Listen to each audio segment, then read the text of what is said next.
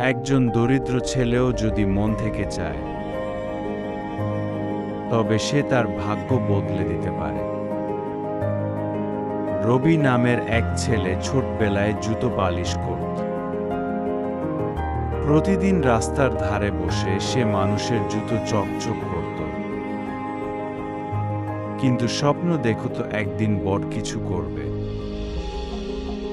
সে প্রতিদিন কিছু টাকা জমিয়ে বই কিনত, রাতে পড়াশোনা করত। বছর কয়েক পর সে পরীক্ষায় প্রথম হয় এবং পরে এক বড় কোম্পানির মালিক হয়। মানুষ বলে, পরিস্থিতি নয়, মনোভাবই জীবন বদলায়। রবির জীবন প্রমাণ করে, চেষ্টা কখনো ব্যর্থ হয় না, যদি বিশ্বাস থাকে নিজের উপর।